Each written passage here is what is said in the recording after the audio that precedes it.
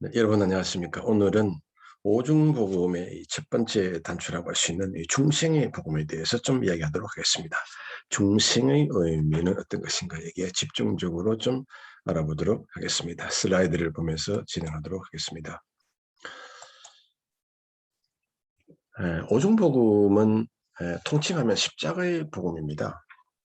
중생, 성령, 충만, 신유, 축복, 재림 이것이 다 예수님의 그 죽으심과 부활하심, 승천하심, 다시 오심, 그 예수님을 믿음으로써 우리가 누리는 십자가의 복음이 되는 것입니다. 중생을 좀 함축적으로 좀 청체적 이미지로 우리가 알기 위해서는 여러 책을 좀 참고할 필요가 있습니다. 기초적으로 오중복음과 삼중축복, 그리고 뭐 스탠리 그랜드의 조직신학, 또 밀라드 에릭슨의 복음주의 조직신학, 또 웨인 그루뎀의 조직신학, 또 볼커프의 조직신학, 그리고 스테반 차녹, 이 거듭남의 본질은 굉장히 그 중생에 대해서 아주 심도 있게 다루는 책입니다. 아주 깊이가 철철 넘치는 그런 책입니다. 마틴 로이드 존스, 또 존 파이프, 알리스터 맥그레스, 또 이 토드 빌링스의 그리스도의 연합, 또 제가 지은 십자가 영성 이런 다양한 책들을 참고로 해서 중생이 우리 신앙인에게 의미하는 바가 어떤 것인가 이것을 우리가 정확히 한 번 정도는 반드시 꿰뚫을 필요가 있겠다. 그런 차원에서 말씀을 드리겠습니다. 먼저 이 중생의 필요성을 우리가 이렇게 하는 마치 인간은 죄로 죽은 존재이다. 전통적으로 우리 개신교에서는 전적 타락으로 봅니다. 인간은 죄의 오염을 가지고 태어나고 죄성이죠. 그리고 죄에 대해서 책임을 져야 됩니다. 뭐 죄에 대한 책임은 우리가 어떻게 보면 죄의 사선 사망입니다. 그냥 우리가 죽는 것입니다. 그래서 인간의 이 죄성은 결국 우리가 이 죄에게 이제 종로로 타게 되고 또 죄가 우리 몸을 지배를 하게 됩니다. 결국 전적 타락, 인간의 죄성의 관점에서 우리가 중생의 의미를 한번 살려보면 타락한 결과로 전적으로 죽어 있는 상태에서 다시 태어나는 것이다. 그렇게 볼 수 있을 것 같고요. 그러면 중생의 성경적 근거가 무엇이냐? 이것이 참 중요합니다. 예수 그리스도 십자가 바로 그 안에서 일어나게 되는 것입니다. 그리스도의 죽으심과 부활 이것이 우리가 예수 그리스도를 믿음으로 말미암아 중생할 수 있는 유일한 증거가 되는 것입니다.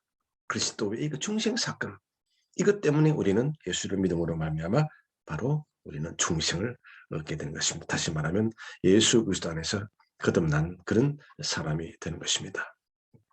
그래서 이 그리스도가 살아났을 때 우리도 함께 살아난다.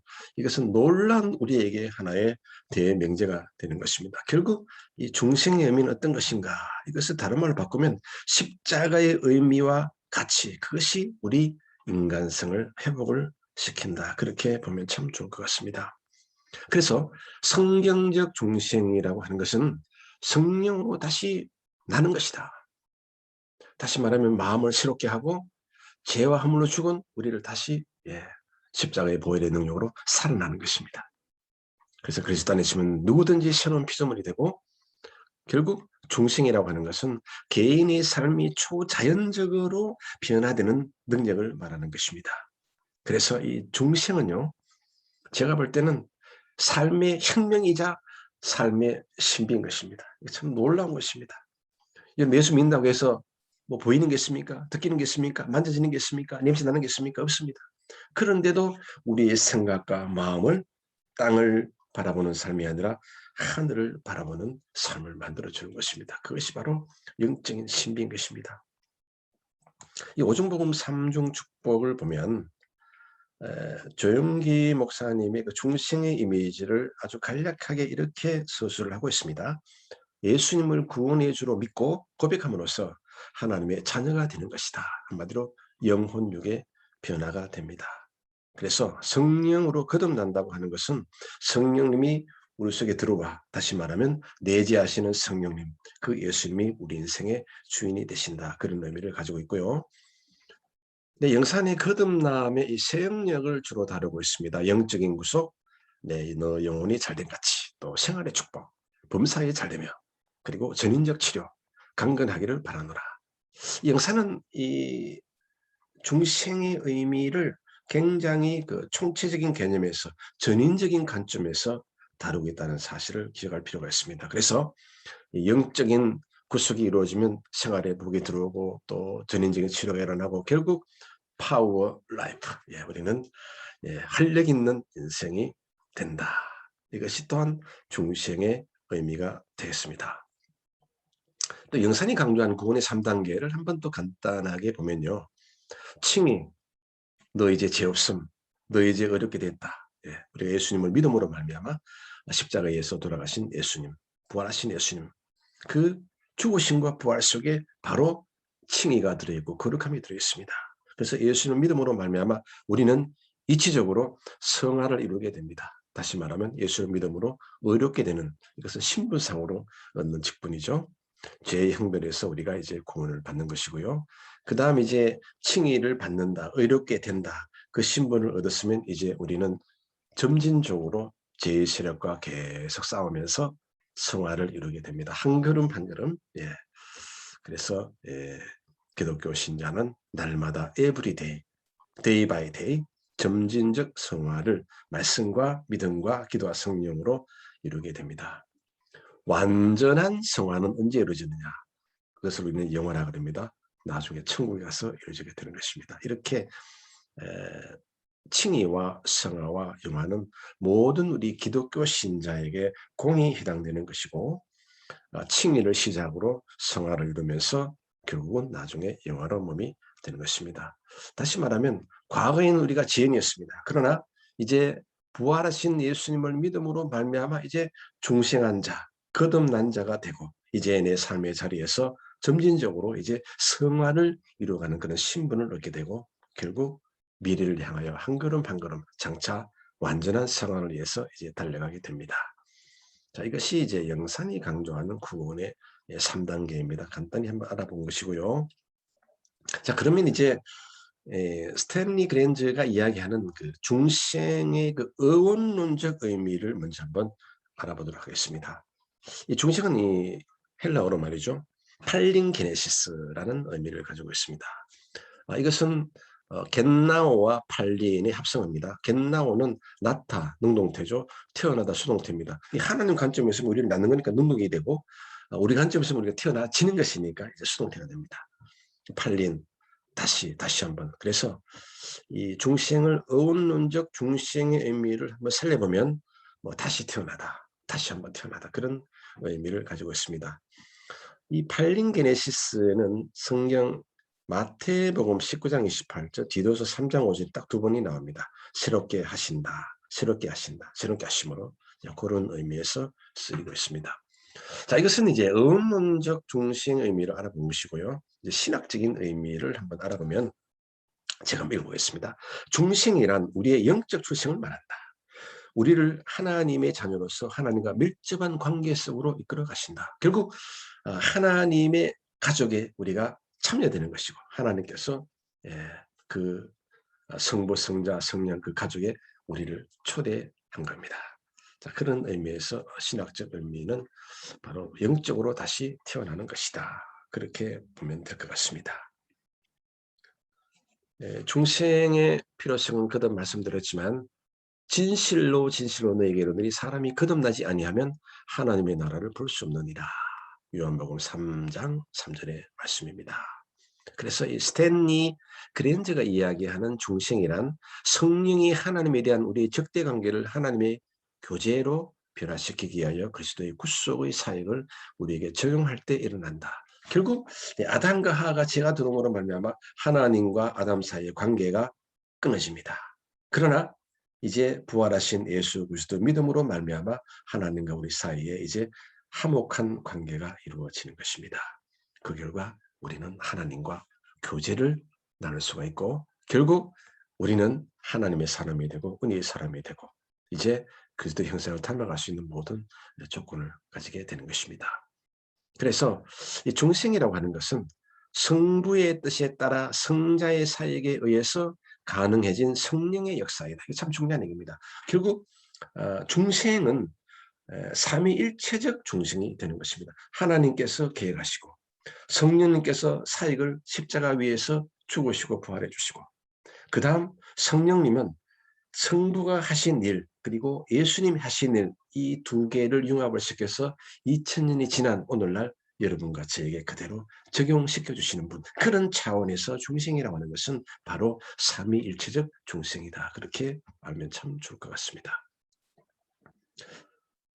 네, 이제 스테반 차노 이야기인데요. 고린도후서 5장 17절에 근거해서 이 중생의 의미를 한번 살펴보면요. 누구든지 그리스도 안에 있다. 뭐 새로운 피조물의 필요성이고, 또 새로운 피조물, 또 다른 의미에서 보면 피조물의 상태를 이야기합니다. 그래서 참된 그리스도 인격이 우리에게 필요하다. 또 누구든지 의미를 다시 한번 더 보면요. 이것은 보편성을 이야기합니다.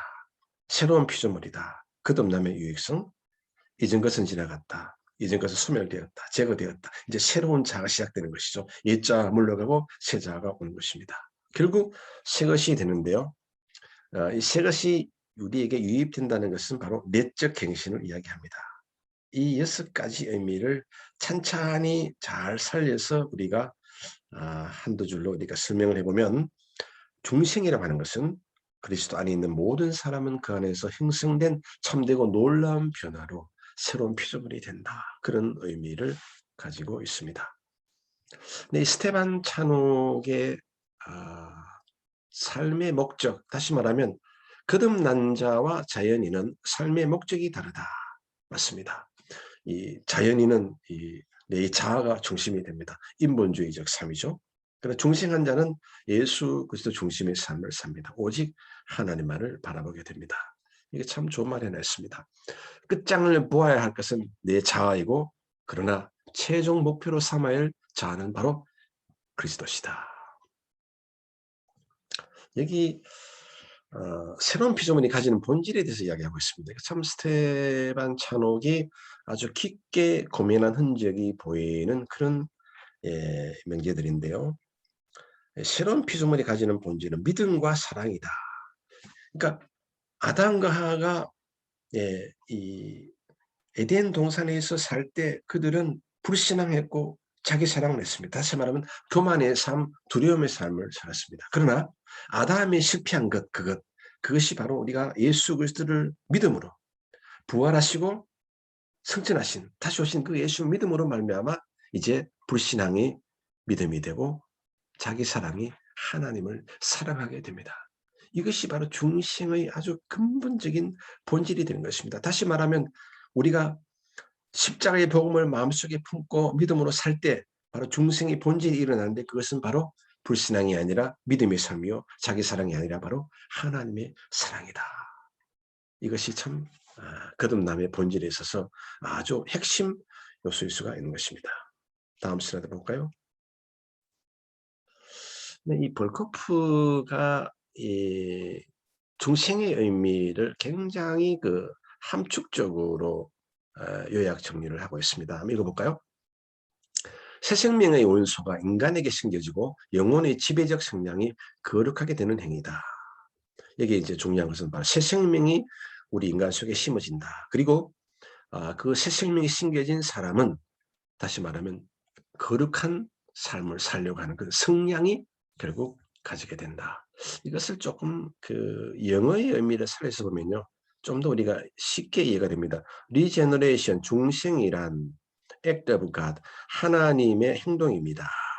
근데 그 하나님의 행동이 어떤 것이냐면 the principle of the new life, 그러니까 새 생명의 원리가 implanted, 이건 뭐냐면 우리가 이가 좀 썩을 때 다 빼내고 거기에 이제 새로운 일을 넣지 않습니까? 그때 이제 우리가 implanting 한다 그럽니다. 마찬가지로 이 새 생명이 implanted in man, 인간 속에 심겨지는 그 원리, 그 결과 어떻게 되느냐 하면 governing disposition of the soul, 우리 영혼의 disposition, 그 기질 또는 뭐 성향입니다. 우리 영혼의 기질이 거룩하게 된다는 겁니다. 이것이 바로 하나님의 사역입니다. 하나님의 행동에서 하나님의 사역으로 말미암아 중생이 일어나고 새 생명이 우리 인간 안에 심겨지게 되고, 그 결과 우리는 우리 영혼의 기질이 자꾸 이제 거룩하게 되는 성향을 가지게 된다.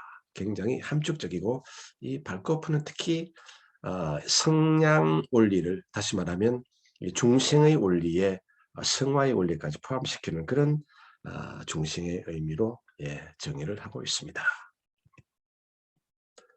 지금까지 중생의 그 함축적 의미를 약간 5권의 책으로 우리가 한번 알아봤습니다. 그래서 요약을 해보면요, 이 중생이라고 하는 것은 삶의 혁명이라는 겁니다. 우리 눈이 안 보이지만 이것은 놀라운 능력을 가지고 있습니다. 왜냐하면 십자가의 복음, 예수 그리스도의 보혈의 능력이 우리 안에 들어와 있기 때문에 보통 삶이 아니에요. 이것은 삶의 혁명이 일어나는 것입니다. 중생은 새 생명이 아닌 주입된 것이다. 변화입니다. 혁명이죠. 그리고 본래적 삶, 아담과 하하가 이 죄를 짓고 완전히 하나님과 이 교제의 관계 끊어져 버렸습니다. 다시 이제 하나님과의 관계, 화목한 관계가 됨으로 말미암아 이제 본래적 삶, 인간성을 회복하게 되는 것입니다. 그 다음 한 목적적 삶, 하나님이 정해놓은 그 한 길, 똑바른 길을 걸어가게 되는 것이죠. 삶의 목적이 자아 중심에서 이제 그리스도 중심으로 완전히 전환이 되는 것입니다. 그리고 영원한 삶을 살게 되고요. 결국 우리 영혼의 성량이 땅을 바라보는 것이 아니라 하늘을 바라보는 삶. 그래서 결국은 예수 그리스도 형상을 점점 닮아가게 되는 삶. 그것이 바로 중생의 본질적인 의미가 되겠습니다. 그래서 이 중생의 의미를 좀 더 우리가 이미지화 시켜보면요. 우리 몸은 이 3차원입니다. 이 3차원 하드웨어 시스템이 있는데요. 여기에 4차원 소프트웨어 시스템이 깔리면, 다시 말하면 우리 이 3차원 몸에 4차원 하나님의 그 말씀, 성령의 역사, 중생이 일어나면 결국 비로소 우리 인생이 윙 프로그래밍 되기 시작하게 되는 것입니다. 그래서 몸은 3차원, 중생은 4차원. 컴퓨터의 그 하드웨어 시스템과 소프트웨어 시스템을 우리가 비유하면 좀 더 우리에게 자극적으로 이해가 됩니다.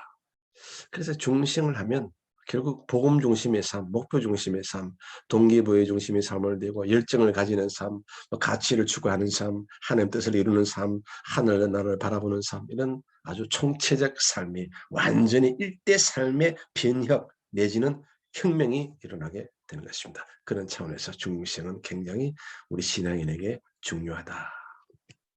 여러분 대단히 감사합니다.